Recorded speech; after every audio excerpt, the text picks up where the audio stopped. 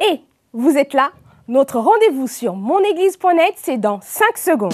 Attention, 5, 4, 3, 2, 1, c'est parti!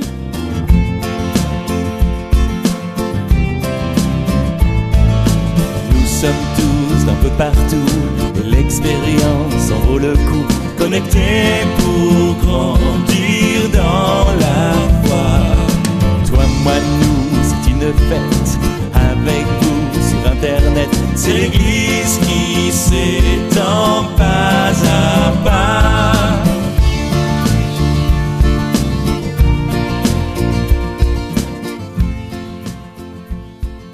Bonjour et bienvenue dans cette nouvelle connexion de monéglise.net. Nous avons beaucoup de plaisir d'être ensemble semaine après semaine et quelle joie de vous voir ici tout autour de cet écran rassemblé. Si vous avez connecté votre profil Facebook ou Top Chrétien avec monéglise.net, vous pouvez voir votre photo apparaître en haut de cet écran. Et on est content d'être là ensemble, de pouvoir se saluer par le salon de discussion qui se trouve juste en dessous de cet écran et d'interagir entre nous, de pouvoir célébrer le Seigneur ensemble, le louer, le prier. C'est ce que nous allons faire maintenant. Tout à l'heure, nous allons retrouver Brian Host et sa sœur Esther qui vont nous conduire dans un formidable moment de louange, de chant pour Dieu. Et puis, nous aurons ensuite le témoignage de Franck Alexandre. Il ne faut pas que vous quittiez avant d'entendre ce témoignage parce que c'est extraordinaire ce que Dieu peut faire dans une vie, comment Dieu peut transformer une situation quand on le lui demande, quand on crie vers lui. Alors, encore une fois, soyez les bienvenus. Monéglise.net est là pour vous aider dans vos pas avec Dieu, dans votre marche avec Dieu, dans vos progrès avec Dieu. Jour après jour, semaine après semaine, on est là ensemble parce qu'on vous aime, parce qu'on a envie de partager avec vous ce témoignage que Jésus-Christ est vivant, qu'il agit dans les vies aujourd'hui, qu'il transforme des vies, qu'il est capable de faire pour nous. Eh bien, et pour vous, la même chose. Il est le même Dieu, il est présent. On est là de différents pays. Certains sont d'Afrique, d'autres d'Amérique, du Nord, d'autres d'Europe et encore d'Asie, tout ça. Et partout, Dieu est le même. Dieu agit vraiment aujourd'hui. Il agit quand on le prie, il agit quand on le chante, il agit quand on ouvre sa parole et nous allons faire cela aujourd'hui. Prions ensemble, s'il vous plaît. Père, merci pour ces moments. Merci pour ces chers amis, ces chers internautes qui sont connectés maintenant dans monéglise.net. Je sais que tu les aimes. Je sais que tu as un plan merveilleux pour leur vie. Ton plan n'est pas que leur vie soit une ruine. Ton plan n'est pas que leur vie soit dans la tristesse, dans la déprime. Mais ton plan pour eux, c'est que leur vie soit changée et qu'ils aient la joie du Seigneur. C'est ce qu'on va entendre tout à l'heure avec ce témoignage et c'est tellement merveilleux ce que tu fais dans la vie de quelqu'un. Tu as changé Franck, tu as changé Brian, tu as changé Eric et tu peux encore changer la vie de quelqu'un aujourd'hui. Quand la lumière vient, les ténèbres s'enfuient, la présence de Dieu vient. Et je crois que maintenant ta présence vient dans cette connexion que nous avons ensemble. Et là, même si nous sommes connectés à distance à travers les ordinateurs, à travers Internet, ta présence est là. Tu es là, Seigneur. Et là où tu es, il se passe quelque chose. Alors je crois et confesse qu'il se passe maintenant des guérisons, des miracles, des prodiges dans la vie de nos amis internautes. Au nom de Jésus. Amen. C'est facile de prier, c'est simple. On s'adresse à Dieu, on s'adresse à lui avec nos mots. C'est facile de chanter, on ouvre la bouche. En plus, sur monéglise.net, on vous met les paroles pour que vous puissiez chanter. Je rejoins Brian et son équipe. Bonjour Brian. Bonjour Eric, comment ça va? Alors, super, quelle joie de te voir. Très bien, merci. Alors, bonne arrivée, comme ils disent en Afrique. Ouais, d'accord. Voilà, on salue nos amis africains qui sont avec nous. Bonjour. On leur dit aussi bonne arrivée. Bonne arrivée. Alors, on est content de vous avoir, Brian, avec ta sœur, avec les musiciens. Tu vas nous entraîner dans un moment de louange, de chant, mais je veux juste te présenter avant. Tu es pasteur. Oui, c'est ça. Quel âge tu as? 29 ans. 29 ans. Ah, et tu fais jeune, hein, Ouais, c'est incroyable. C'est une bonne chose. Tu es marié? Oui, tout à fait. Voilà. Et tu as déjà un enfant? Pas encore. Pas encore? Non, non. Waouh, ça va venir alors, hein? Oui, tout à fait. Ah, ça, c'est toujours des bonnes choses. Alors moi, j'en ai 3, et dont 2 adolescents. Ah oui. C'est super intéressant. Je les aime, je les embrasse. Et donc, Brian, tu es pasteur en Normandie. Oui, c'est ça. À Dieppe. À Dieppe, Ouais. d'accord. Et puis, tu sers le Seigneur. Mais en fait, tu es d'origine Un peu américaine, un peu mexicaine. D'origine américaine par mes parents, mais je suis né au Mexique parce qu'ils étaient missionnaires au Mexique D'accord. avant de venir en France. Très bien. Et Voilà. donc tes parents sont venus, ils servent le Seigneur ici, Oui. à Paris. Et puis toi et ta sœur aussi qui sert le Seigneur Tout à fait. dans le CIGEM, qui est une organisation de jeunesse, une école de formation pour les jeunes qui veulent devenir disciples de Jésus. Eh bien, vous servez le Seigneur. Oui. Moi, je trouve que c'est merveilleux. C'est merveilleux parce qu'en fait, de voir la foi de vos parents, ça vous a pas découragé. En fait. Non, c'est Au vrai, contraire. ça nous a donné envie encore plus. Ça vous a donné envie. Ouais. Et c'est ce qu'on veut. On veut que nos vies, elles donnent envie de connaître Jésus. Et nous, quand on te voit, Brian, quand on vous voit chanter, louer Dieu, on a envie d'être comme vous. Alors, on vous encourage, vous qui êtes devant l'ordinateur, quand vous allez voir Brian, eh bien, faites comme lui, chantez comme lui. Prenez un instrument comme lui si vous voulez, si vous pouvez, hein, mais vous pouvez en apprenant. Et puis chantez le Seigneur, célébrez-le. Que Dieu te bénisse, Brian. Merci beaucoup. On va célébrer Jésus de tout notre cœur. Je suis excité, je suis enthousiaste à l'avance de ce moment que nous allons faire. Quand je quitte l'écran, en fait, je me mets en face et puis je célèbre Dieu. Je saute, vous ne me voyez pas, mais c'est peut-être mieux comme ça. Alors Dieu vous bénisse. Merci beaucoup. Bonjour à tous, vraiment on est dans la joie de nous retrouver tous ensemble aujourd'hui et aujourd'hui il y a vraiment un message particulier sur le fait d'être libéré de notre passé et vraiment j'aimerais qu'on prenne ce premier chant qui s'appelle Prince de paix et justement je trouve ça formidable parce que la louange nous invite aussi à connaître Dieu plus et ce chant justement par les différents noms dont on l'appelle à travers ce chant va vraiment nous aider aussi à comprendre son caractère, comprendre qui il est et c'est ça aussi la louange, connaître Dieu un peu plus. Alors Div, tu viens, on va y aller.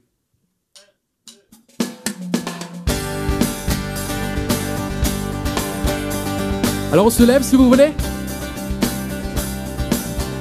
Yeah, yeah. Répétez après moi. Dieu, tu es saint. Tu es puissant. Tu es digne d'être loué. Je te suivrai, je t'écouterai, je t'aimerai toute ma vie. Je chante, j'adore le roi qui est digne. Je t'aime, t'adore, je me prosterne devant ta face. Je chante, j'adore le roi qui est digne. Je t'aime, t'adore, je me prosterne devant ta face. Tu es mon prince de paix et je veux vivre ma vie pour toi. Dieu, tu es saint et tu es puissant. Et tu es digne d'être loué. Ensemble, chantons. Je te suivrai, je t'écouterai, je t'aimerai toute ma vie. Seigneur des seigneurs, Seigneur des seigneurs, tu es roi des rois, tu es tout puissant, Dieu de toutes choses. Emmanuel, Dieu est avec nous, le prince de la paix, agneau immolé. Oui, tu es vivant et tu es souverain, tu règneras toujours, car tu es éternel. Tu es l'alpha, l'oméga, le début, la fin. Tu es mon sauveur, mon messie, mon meilleur ami. Tu es mon prince de paix et je veux vivre ma vie pour toi. Tu es mon prince de paix, tu es mon prince de paix et je veux vivre ma vie pour toi.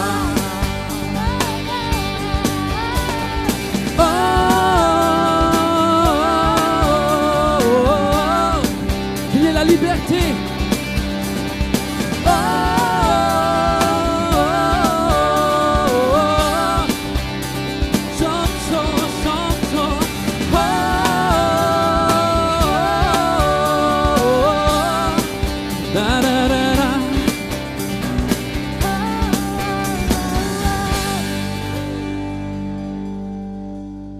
Il y a la liberté, là où vous êtes maintenant. Je veux qu'on prenne ce chant qui dit « Je suis libre ». Soyez libre aujourd'hui.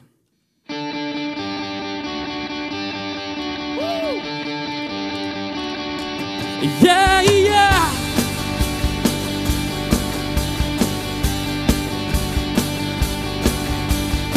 Libre de t'aimer, libre de m'exprimer devant toi. Dieu très saint.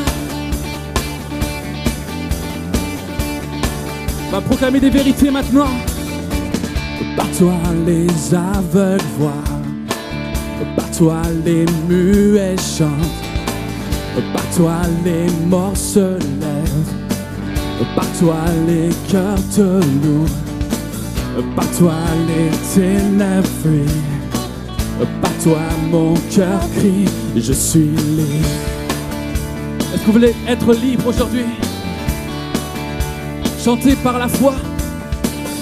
Par toi les aveugles voient, par toi les muets chantent, par toi les morts se lèvent, par toi les cœurs te louent, par toi les ténèbres fuient, par toi mon cœur crie, je suis libre,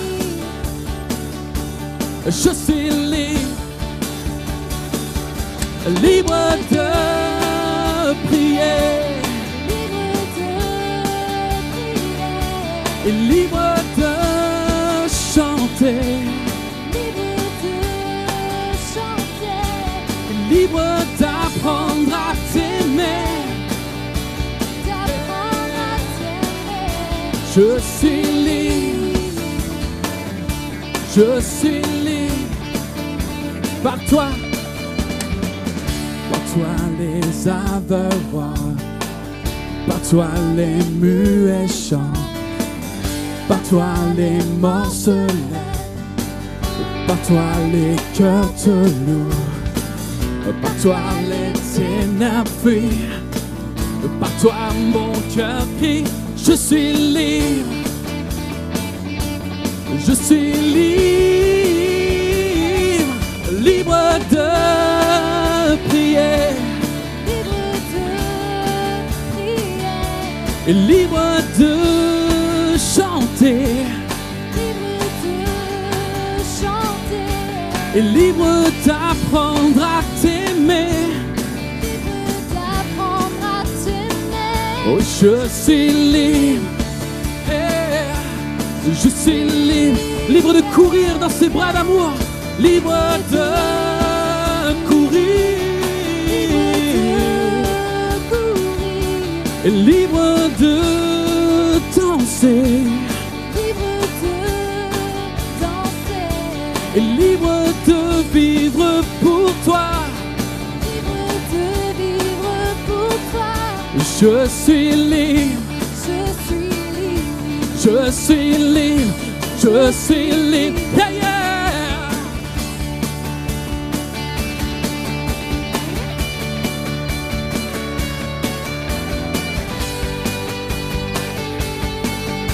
Libre pour toi, mon cœur est dans la joie, yeah. Si ça vraiment vivre, si ça vraiment vivre.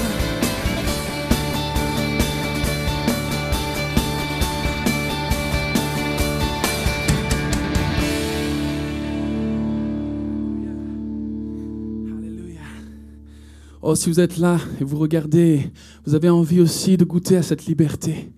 Sachez que c'est possible à travers la personne de Jésus-Christ. Et si nous pouvons avoir cette joie malgré les circonstances, c'est parce que nous pouvons crier victoire. Victoire au Seigneur de la vie. J'aimerais vous entraîner dans ce prochain chant et sachez aussi qu'à la fin, il y a un refrain, une mélodie que vous allez entendre, que vous puissiez le prendre et je crois qu'il va se passer des choses.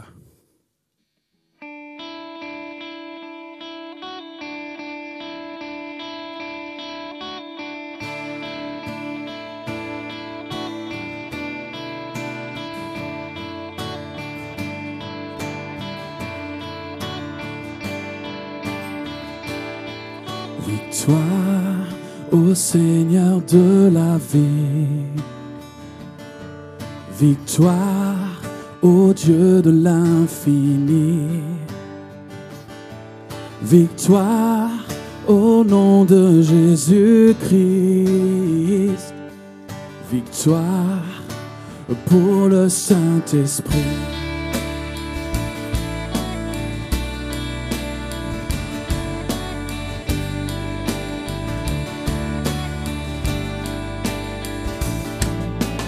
Règne pour le Tout-Puissant. Le règne pour lui dans tous les temps. Car l'agneau a donné son sang, qui crie victoire dès maintenant.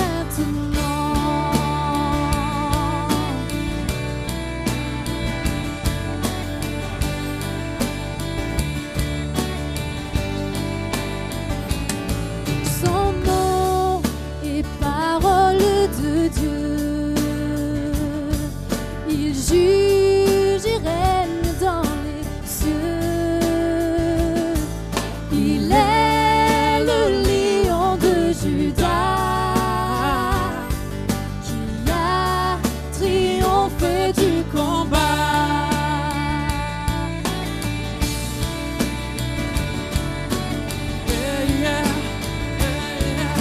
Chantez là où vous êtes, victoire. Victoire au Seigneur de la vie. Oh, victoire au Dieu de l'infini. Victoire au nom de Jésus-Christ. Victoire pour le Saint-Esprit.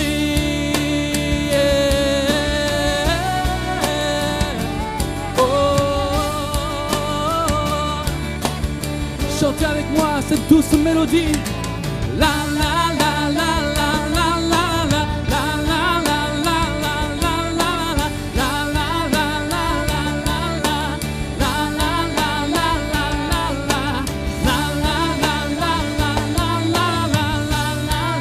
la la la Oh, chantons, c'est le chant des rachetés, pardonnés.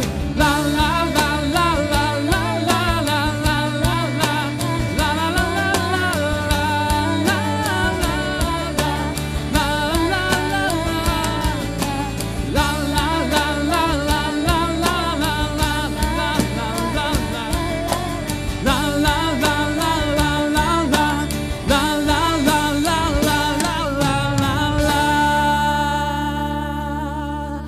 Oh, là où vous êtes, vous pouvez taper des mains, juste taper des mains et remercier Dieu.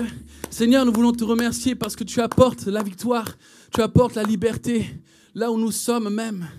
Merci Seigneur pour cette liberté que tu nous offres. À toi toute la gloire.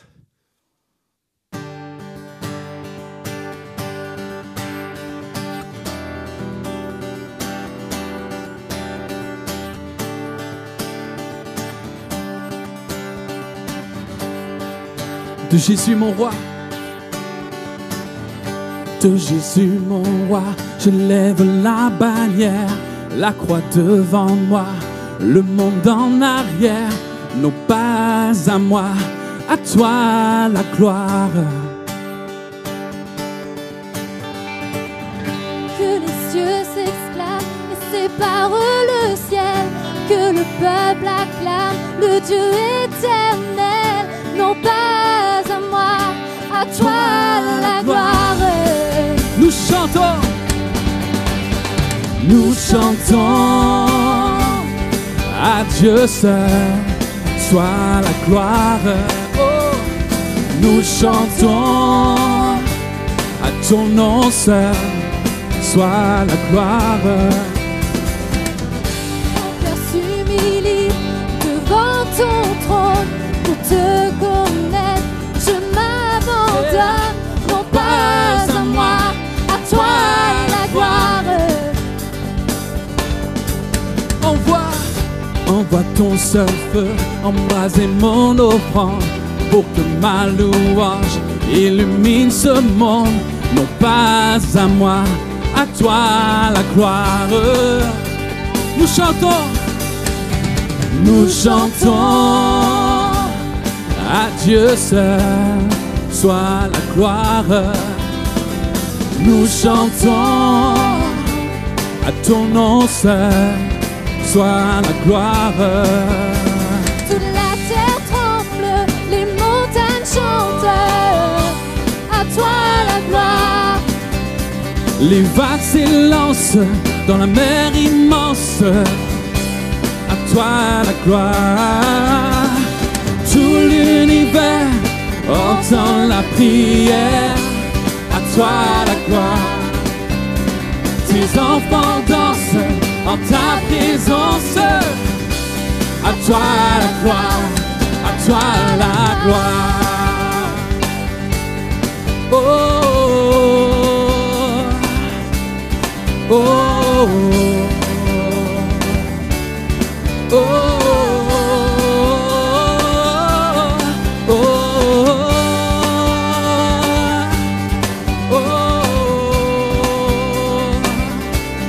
oh,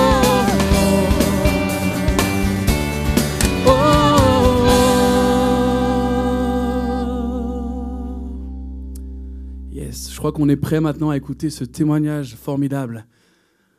À lui la place. Nous venons de passer un moment merveilleux dans la présence de Dieu, à louer le Seigneur, et c'est tellement une joie d'être là connectés ensemble pour célébrer le Seigneur. Et une autre chose qui réjouit vraiment mon cœur, c'est qu'aujourd'hui nous recevons dans monéglise.net Franck Alexandre. Bienvenue Franck. Bonjour Eric, moi c'est un plaisir d'être là, de passer ce moment avec toi et puis avec tous ceux qui nous regardent. Alors je voudrais te présenter un petit peu pour ceux qui ne te connaissent pas. Tu es en fait un évangéliste, ça veut dire que tu prêches la bonne nouvelle de Jésus-Christ. Oui, c'est vraiment la signification. C'est quelqu'un qui apporte une bonne nouvelle. Eh bien, j'apporte une bonne nouvelle parce que Dieu est bon tout simplement. D'accord, et donc tu as une association qui s'appelle Espoir et Délivrance. Oui, Espoir et Délivrance, c'est ça. Et à travers cette association, tu vas dans le monde entier. Là, tu reviens d'Ukraine, où tu étais allé avec ce camion gospel pour présenter l'évangile. Oui, on vient de vivre vraiment une grande expédition parce que notre véhicule vient de parcourir, je crois, pas loin de 7000 km pour aller apporter cette bonne nouvelle. Et pourtant, aujourd'hui, quand on te voit comme cela, moi j'aime beaucoup t'écouter prêcher, puis dans quelques temps, tu reviendras dans monéglise.net pour nous apporter la parole de Dieu.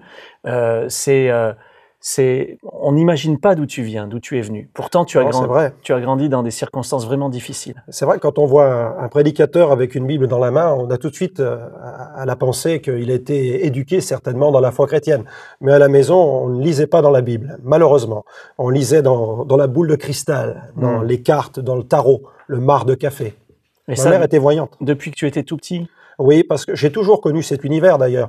Ma grand-mère était voyante et puis ma mère a pratiqué ce que la sienne lui a enseigné.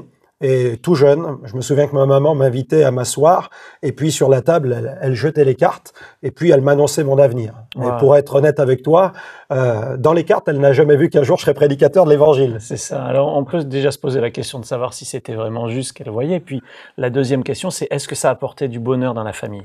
Eh bien, malheureusement non, parce que l'issue, la finalité de toutes ces pratiques, c'était des profonds tourments, de profondes angoisses. Et je suis arrivé à un point où j'avais même des idées de suicide, des pensées de mort. Je voulais me détruire. Mais il y a eu tout un processus pour arriver jusque-là. Ça n'est pas venu comme cela, parce que c'est très insidieux. C'est comme, vous savez, l'occultisme, c'est un peu comme un labyrinthe dans lequel on entre et on ne sait pas où se trouve la sortie. Mais entre l'entrée et la sortie, malheureusement, il y a beaucoup de déboires et puis la sortie est la plupart du temps désastreuse. Mais pour moi, j'ai trouvé une sortie de secours. C'est ça. Et puis, ça se passait comment dans la famille à ce moment-là ? Eh bien, comme il y avait, à cette époque, c'était en 1985, c'était la crise économique. Les entreprises fermaient les unes après les autres. Mon père avait été licencié, donc problème d'argent. Mon frère aîné, lui, il vivait dans l'univers des boîtes de nuit. Il consommait de la drogue, de l'alcool. Il ne rentrait plus à la maison. L'ambiance entre mes parents était une ambiance très, très tendue. Même mes parents parlaient de divorcer. Donc, c'était vraiment une ambiance extrêmement, extrêmement pesante. Et moi, je vivais avec une profonde tristesse, un véritable mal de vivre.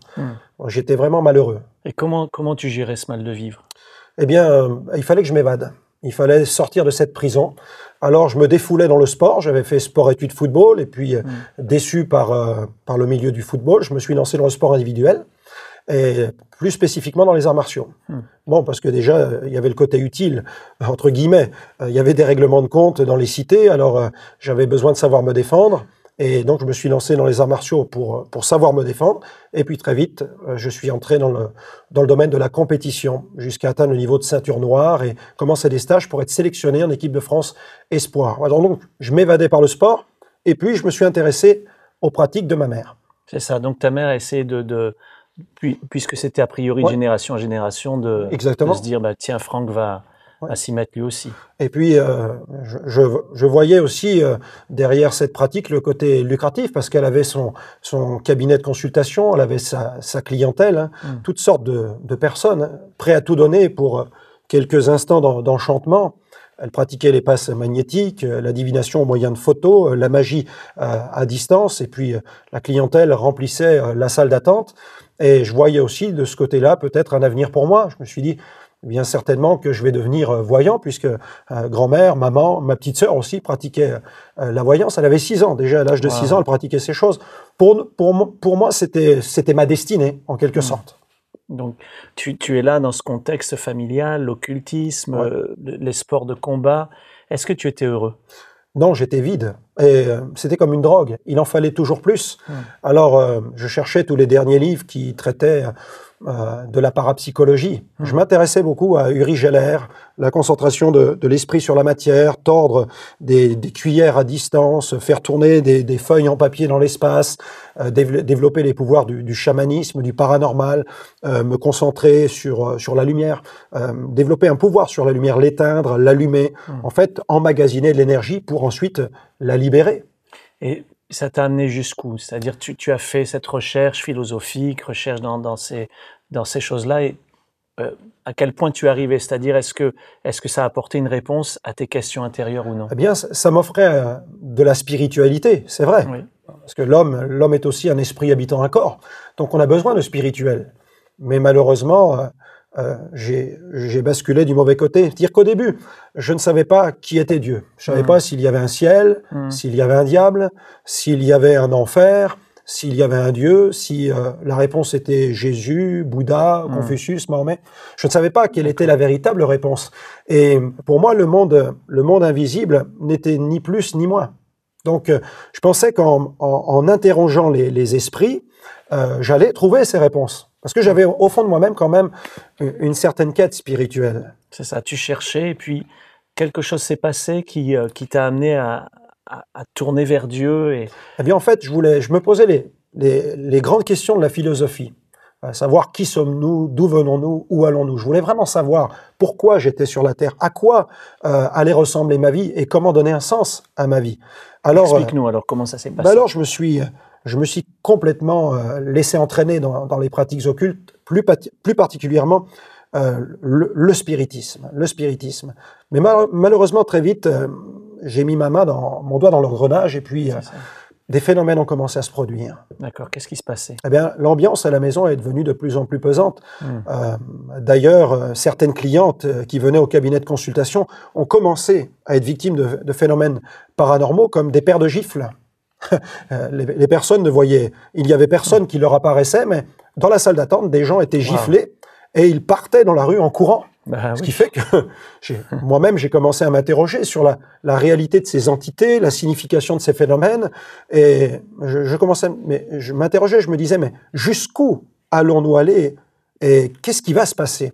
Et quelque chose s'est produit? Eh bien, la nuit, j'ai commencé à être réveillé comme par des souffles qui passaient sur mon corps.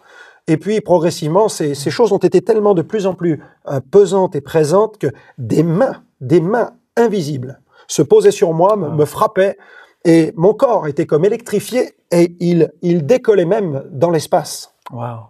Et mon esprit, j'ai commencé à sentir une forme de dédoublement dans mon esprit. Est-ce qu'il y a des angoisses qui sont venues, une crainte? De profondes angoisses, parce que quand on a cette sensation de perdre son identité, c'est quelque chose de terrible. Ce sont des terreurs, des frayeurs nocturnes, et on se réveille en sueur, on ne sait pas à qui parler, on ne sait pas vers qui se tourner, et j'étais comme j'étais face à un mur, et je n'osais même pas en parler à ma mère, parce que lorsque j'essayais d'aborder le sujet avec ma mère sur ces phénomènes dont j'étais victime la nuit, elle ne comprenait pas, parce qu'elle était, entre guillemets, très croyante, mais pour elle, il n'y avait aucun phénomène. Il n'y avait pas de problème pour Ouais, elle devinait, elle avait un esprit de divination, donc pour elle, c'était comme si même, elle pensait même que Dieu lui avait donné. Wow.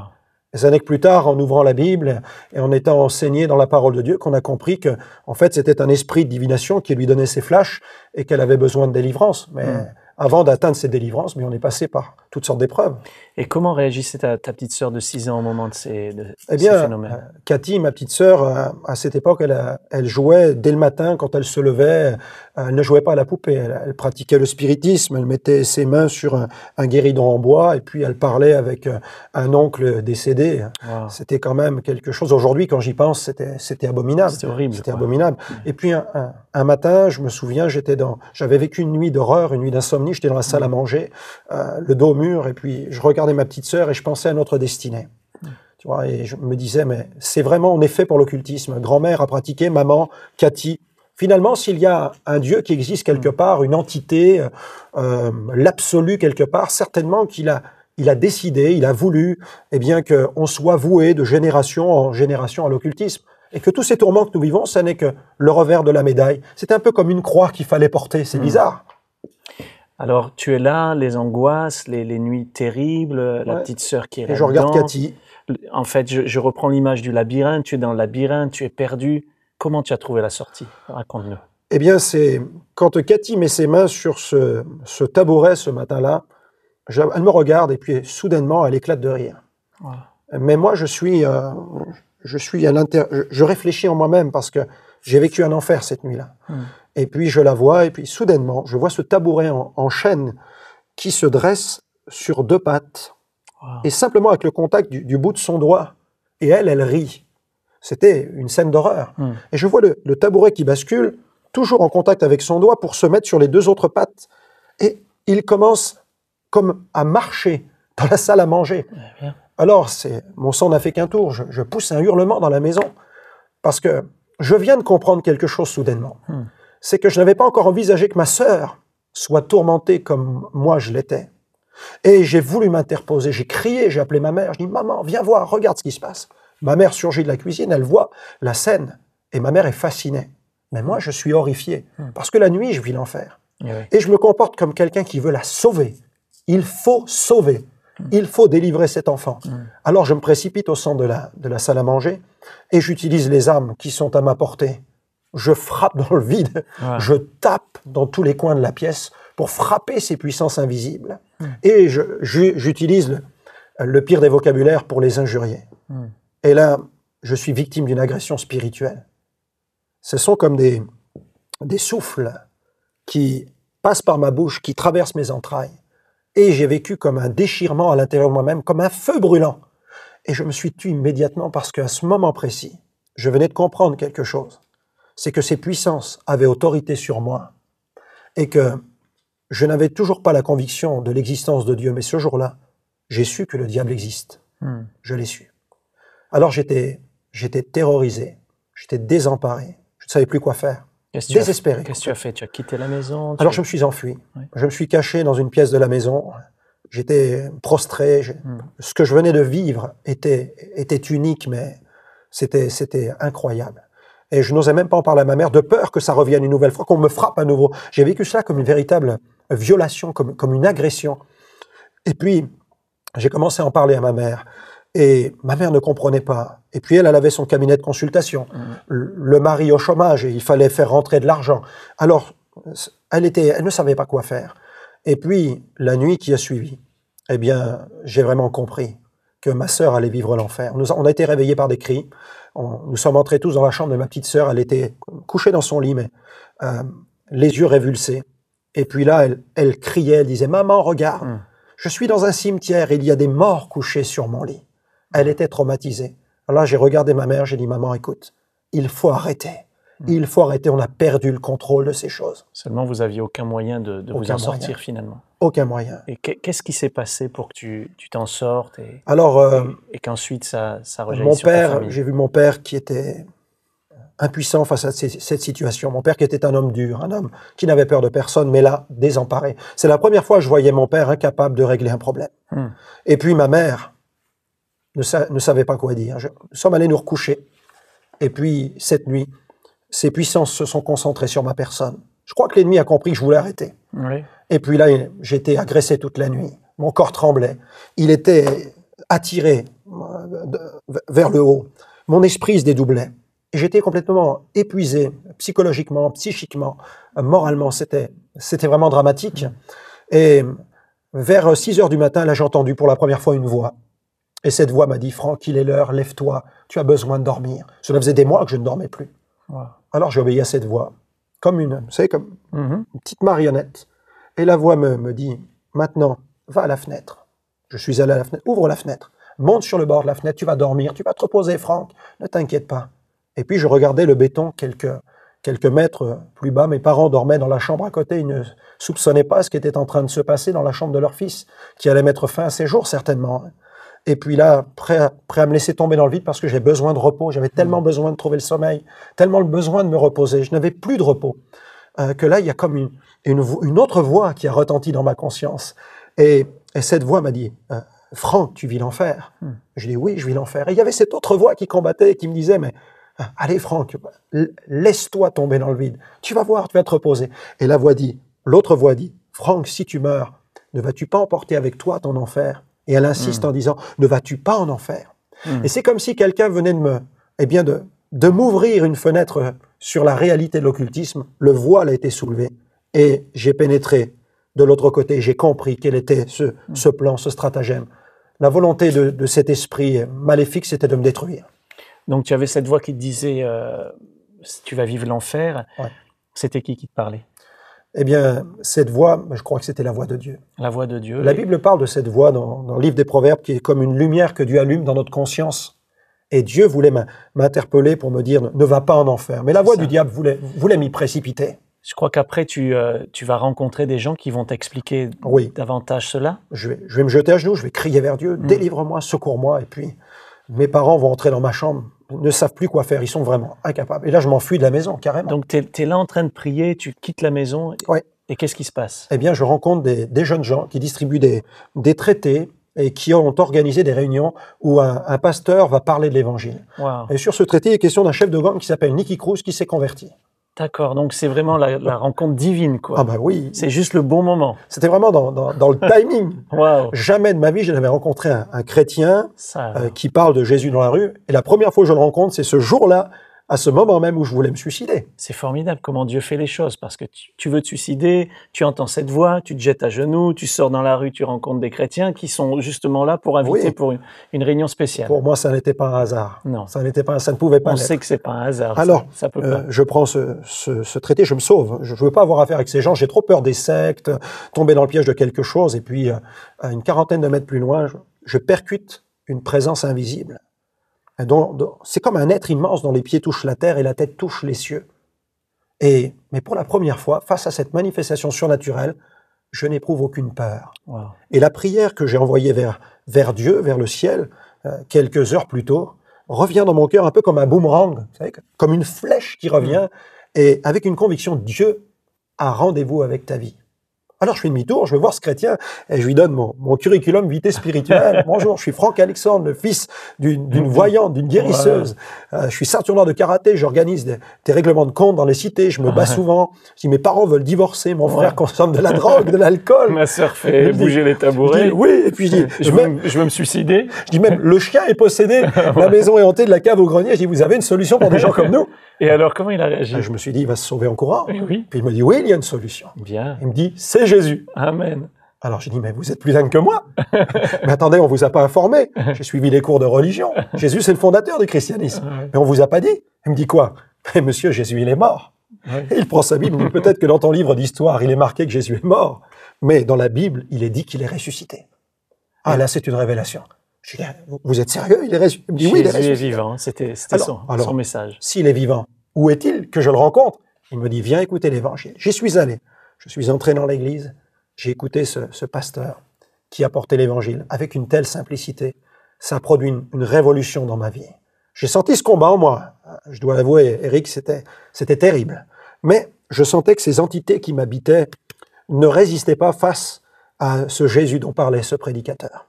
Voilà, et tu as commencé à ouvrir ta vie à Jésus finalement. Oui, alors, la lumière a commencé à venir. Je l'ai invité. J'ai compris qu'il fallait le recevoir, qu'il fallait ouvrir la porte de son cœur pour pouvoir sortir de sa prison. Il fallait qu'il vienne me libérer à l'intérieur. Je n'avais pas commis seulement le péché d'occultisme, j'en avais bien d'autres des péchés. Et il fallait que toutes ces fautes, toutes ces erreurs, toutes ces choses que j'avais faites, eh bien, il fallait que j'en sois lavé, il fallait que j'en sois purifié. C'est un peu comme l'histoire de l'aveugle auquel Jésus dit « Va te laver au réservoir de Siloé ». Il fallait que je sois lavé. Et ça a commencé ce jour-là? Et ce jour-là, oui. Ça l'a fait, comme disent les jeunes. Hein, ça l'a fait. Alors, il a prié pour moi et il m'a demandé d'inviter Jésus dans ma vie. Puis il y a ce verset de la Bible qui dit « Si le Fils vous libère, vous affranchit, vous serez réellement libre ». Réellement libre. Une vraie délivrance. C'est ce qui s'est passé pour toi. Une vraie libération. Parce que la psychiatrie n'aurait pas pu le faire. On m'aurait certainement donné des cachets. Hein. Les psychiatres auraient fait ce qu'ils pouvaient, mais je savais que mon problème était spirituel et que ça n'était pas avec des cachets ou des gélules qu'on allait régler l'affaire. Est-ce que, Franck, tu pourrais t'adresser à nos amis sur Internet maintenant? Peut-être certains sont en proie à ces luttes, ces combats avec des puissances occultes. En tout cas, peut-être aussi certains sont en proie avec le problème des ténèbres dans leur vie. Ils sont eux aussi dans un labyrinthe et tu voudrais leur communiquer un message et aussi un appel, je crois.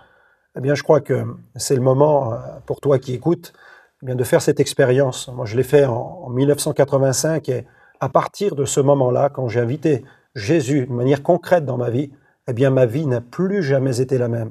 Et je ne regrette rien. C'est vraiment une nouvelle vie que le Seigneur veut te donner. Alors je t'invite là où tu es, eh bien à recevoir Jésus. On pourrait répéter cette simple prière ensemble. Tu peux courber ton front, tu peux fermer tes yeux. Là, dans ce moment intime, on est vraiment dans un moment de relation personnelle avec le Seigneur. Fais cette prière avec moi. Seigneur, viens dans ma vie. Je reconnais que j'ai commis des fautes et que j'ai besoin d'être nettoyé, d'être purifié. Et je crois que Jésus est mort sur la croix pour mes péchés. Et je crois aussi qu'il est ressuscité. Alors de ma bouche, je veux confesser que Jésus est vivant et qu'il a le pouvoir de transformer ma vie. Alors, en cet instant même, je t'ouvre la porte de mon cœur. Je veux établir cette connexion avec le vrai Dieu. Et vraiment, je t'invite dans ma vie. Et je te prie vraiment de la changer. Et moi, je veux prendre l'engagement de te suivre. Et puis d'apprendre la Bible, la parole de Dieu, d'apprendre à la découvrir, à la connaître. Je veux comprendre quel est ton message. Parce que je veux aller plus loin maintenant avec toi, Seigneur. Je veux pas en rester à ce moment-là d'une simple connexion. Je veux que la connexion soit maintenant permanente. Qu'elle soit pour toujours et qu'elle soit pour l'éternité. Merci, Seigneur, de venir dans ma vie, de pardonner mes péchés et de me changer. Amen. Amen. Amen, ça veut dire je suis d'accord. Et moi, je suis d'accord avec ce que tu viens de dire. C'est quand même merveilleux la vie avec Dieu. Ouais. Et si j'avais pas encore Jésus comme sauveur, eh bien, je lui dirais viens dans ma vie, parce que Jésus est réellement capable de changer notre vie. C'est notre désir ici, dans monéglise.net, de permettre à chaque internaute qui le désire de se connecter à Dieu et puis de se connecter avec d'autres croyants. Un grand merci, Franck, pour ce témoignage qui, je pense, va donner une perspective à des gens qui n'en avaient pas. Merci pour ces bons moments. Voilà, que Dieu soit béni. Donc, si vous êtes toujours partant pour nous rejoindre la semaine prochaine, on vous invite à revenir, mais pas tout seul. Vous voyez, vous avez ce petit bouton en haut de monéglise.net, j'aime monéglise.net, et vous pouvez cliquer dessus et là, invitez vos amis. Ils sont peut-être sur Facebook ou sur Twitter ou simplement vous avez leur adresse email et vous pouvez leur dire viens expérimenter la vie avec Dieu parce que c'est formidable. Donc nous aurons la semaine prochaine de nouveaux invités, nous allons passer un moment formidable et en attendant, je vous laisse en compagnie de Nathalie qui va vous présenter quelques fonctionnalités de monéglise.net. Je vous dis à très bientôt, nous vous aimons, nous sommes là pour vous, que Dieu vous bénisse. Voici ce que vous allez découvrir sur la page « Un conseiller est disponible ». Vous pouvez librement échanger avec un conseiller. Vous vous demandez ce qu'est un conseiller monéglise.net. un conseiller est disponible et à votre écoute. Si vous avez des questions, n'hésitez pas, il est là pour vous. Vous avez cliqué sur « Un conseiller est disponible », 2 boutons apparaissent, un rouge et un vert. Si c'est vert, posez-lui votre question, n'hésitez pas. Si c'est rouge, un internaute a été plus rapide que vous. Cela signifie qu'une personne est déjà en ligne, mais rassurez-vous, vous pouvez lui poser votre question et le conseiller reviendra vers vous. C'est à vous maintenant. Monéglise.net, connectez ensemble.